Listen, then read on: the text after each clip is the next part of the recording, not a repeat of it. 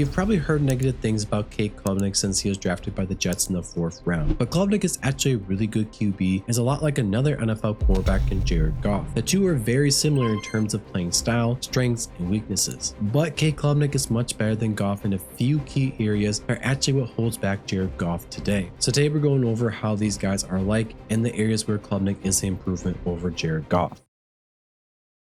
Cade Klubnik and Jared Goff are a lot alike in terms of their playing style. Both guys are like conductors in an offense. They run the offense well. They don't make too many errors like gunslingers or QBs that ad-lib a lot. Jared Goff is also a great quarterback that if you give him the supporting cast and a good scheme, he can absolutely lead a team into the playoffs and to the Super Bowl. But if you're going to rely on him to lead a mid-team deep into playoffs, that probably won't happen. And it is the same way of Cade Klubnik. He's not going to be Joe Burrow, Patrick Mahomes, or Josh Allen level good. That's okay. You don't need your QB to be like that. It's certainly nice to have, but it's so rare to find. Obviously, because every year there's another team looking for a new quarterback, even if they have the average one. Now, Klubnik and Goff are not the same in measurables per se, but in terms of arm strength, they are fairly comparable to each other. Both guys can safely get explosive throws and big time throws down the field and into tight windows. I will say Jared Goff has a slightly better arm. Now, sure, it could be better, but ultimately to survive and be a franchise QB, you just need to be able to, and often enough, which both these guys do. The best way to describe how Klubnik is better than Goff is that Cade Klubnik is like a software upgrade, or when Apple actually drops a new iPhone that's better than the previous year. And Cade Klubnik is better in the areas where it matters most. The biggest complaint I have, and many others have with Jared Goff, is that he struggles with playing outside of structure. Whether it's moving outside the pocket, making more big time throws or explosive throws, especially in crunch time, he's not the best in that regard, at least not consistently. Cade Klubnik is a legit upgrade over Jared Goff in that he's very good outside the pocket. Despite not having the receivers to make a lot of outside the number throws, he made a good amount of big time throws and explosive throws. And he, individually, despite what many people say, actually performed well in crunch time. Here, Duke is running a cover 2 variation with a late rotation to cover 3. Klubnik gets a snap and fakes a toss to the running back, and evaluates his options down the field on the right. Everything is well covered, so he looks to the left. He has a big time throw opportunity here, but 97 is too loose for Klubnik to take that shot. This play should be dead at this point, but Klubnik avoids the rusher, shedding him, moving right, and sees a big play opportunity here. But this is a risky throw. The safety could easily swing down and intercept this, so it has to be done right. Keeping this in mind, Klubnik throws the ball there and he gets it to him, but the wide receiver drops it. It's a big play that Klubnik made, but it won't show up on the stat sheet. I will say he was a little off on the throw. It should have been placed more inside, but it's hard because it looks like there is more space where the safety is when it arrives. The safety should have been closer, but he reacted way too late to Klubnik, meaning if the safety reacted on time, this would have been a much tighter window. So it makes sense why Klubnik placed this ball where he did to avoid the safety. The coverage here against Louisville would be cover 3. Klubnik looks to the left side, doesn't see much there, and moves right according to the play call. He has 3 guys available. 1 is open short, 2 is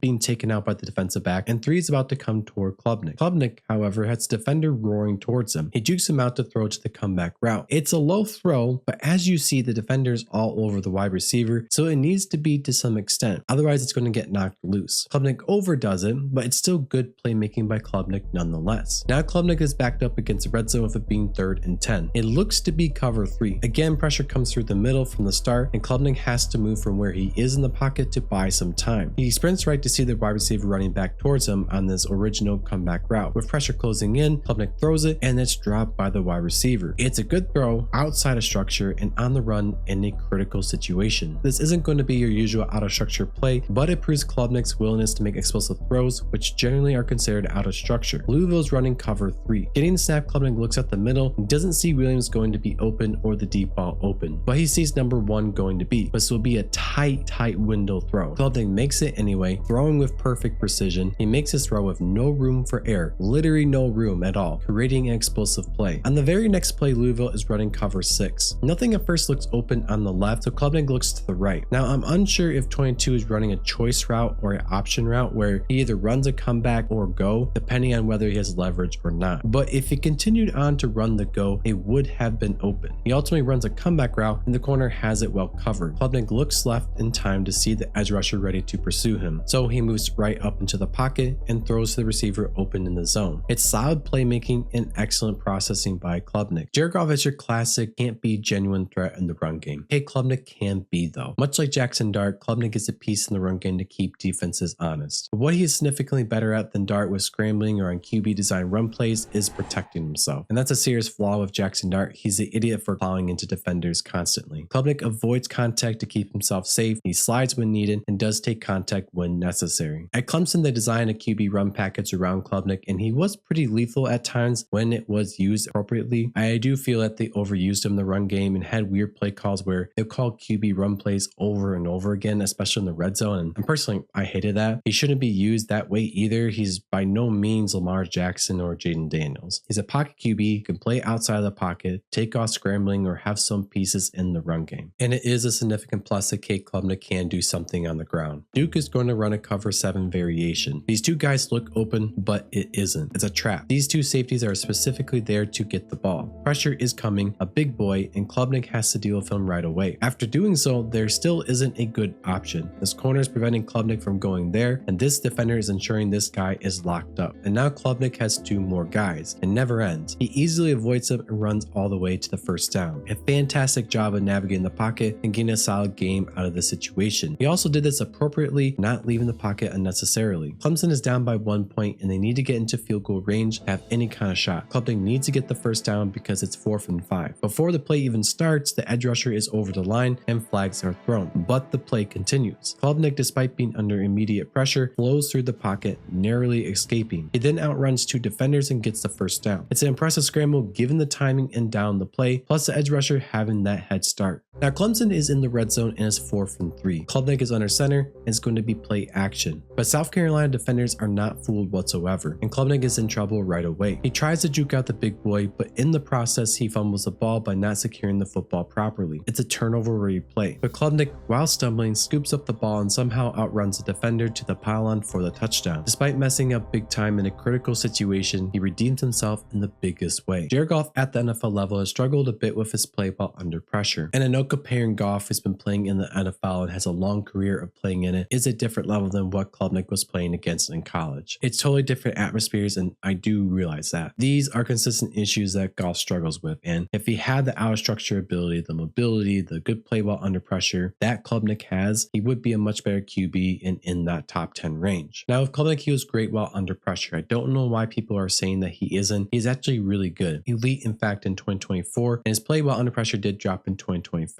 But it wasn't like he was bad, mid, or average. He was still really good. One of the better quarterbacks while under pressure in college football. Now, if you want to see more of Cade Klubnik in 2024 and how he was elite that year, and in my opinion, one of the best QBs in college football, check out that video at the end of this video. Just so you guys know, this video uses much more of his 2025 performance to avoid breaking down the same stuff. Now let's look at the film while he's under pressure. South Carolina is in the house of it being cover 0. As soon as Klubnik gets a snap, it looks like he knows exactly where there will be an unblocked defender at this point in the line, but one guy backs off. The other continues. The big boy drops into coverage. Klubnik moves back and right to create more time. Because based on the concept being ran, nothing will be open right away. Very inconvenient for what the defense ran. What's also critical is that this guy is coming off the edge at full speed. Klubnik will need to do something special to get out of this. Something special he will do. Moving right with the defender in pursuit, Klubnik identifies something downfield. This will be a tricky throw while on the run and under pressure. There's also the risk that the corner will try to undercut this. The throw requires perfect accuracy and anticipation, and that's exactly what happens. A perfect ball that could not be better placed. If this were Jared Goff, in all respect to him, I don't think he makes this. And it was 3rd down 2. Now it's cover 1 man-to-man, but with a spicy blitz. One defender gets through without much resistance, the guard barely slows him down, and that gives him a little boost. Savage. And Klubnik has no time to do anything, but without hesitation, he moves right and sees the blitzer and throws a back shoulder pass to this guy. Now it's a bit high, but for being under immediate pressure and being a style QB that should be a sitting duck, Klubnik here at least is proving otherwise. This is nothing flashy, but still shows good, consistent under pressure play. It's 3rd down and Duke is running cover 2 man. Clemson's left tackle has been struggling for most of the game, so Klubnik moves right to give him more time as the rusher is speed rushing here. Clemson's offensive line also struggles with blitzes and stunts. A lot of offensive lines can't handle stunts. The point of that being, at times Klubnik doesn't have enough time to look downfield often. He has to get rid of the ball quickly to mitigate the weakness of the offensive line. Now with the stunt coming from the right and the speed rusher close closing in, Klubnik drifts right and throws, moving backward to number 0. A good throw out under pressure, albeit a short and open throw on 3rd down. Second down, and Louisville is running cover 7. Pressure is going to come soon again, and hopefully you guys have noticed this pattern throughout the video. But Klubnik has an open guy breaking through the zone, which opens up this man. Now this is open,